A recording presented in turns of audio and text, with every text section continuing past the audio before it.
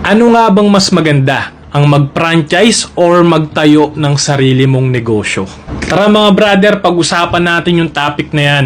So sabi nga nila, no, if you want to go fast, go alone. But if you want to go far, you go together. Sa pagtatayo ng sarili mong negosyo, kailangan mong mag-isa humarap sa lahat ng mga challenges. Mula sa conceptualization, branding, pagpili ng lokasyon, hanggang sa pag-manage ng operation at pagbubuo ng sarili mong customer base, pati pag-manage ng tao. And when it comes to franchising, hindi ka nag-iisa. Kasama mo ang isang established na brand na mayroon ng tested and proven na formula sa pagpapatakbo ng negosyo, no? For example, McDonald's, Jollibee franchising, no?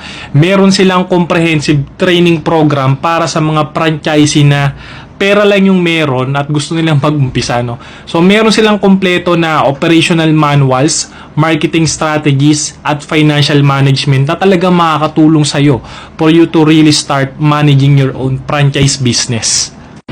At hindi lang yan, kasama rin ang paggamit ng mga tried and tested na produkto at supply chain, no? Gaya nga ng McDonald's and Jollibee. Kaya mas mabilis ang pag-setup ng negosyo at mas mapapadali ang pag-manage nito. Pero ang cons nga lang, kailangan mo maglabas ng milyon-milyon at sobrang laking halaga.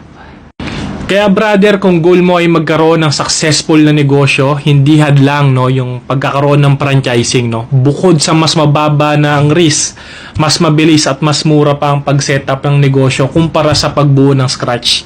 Kasi nga, madami ka pang pagdadaan ng trial and error bago mo ma-achieve yung na-achieve na nung mga gusto mong i-franchise na big company names. Pero ikaw brother, anong thoughts mo dito? Ano bang mas better? Pag mag-franchise ba or magtayo ng sarili mong negosyo? Comment mo naman sa baba.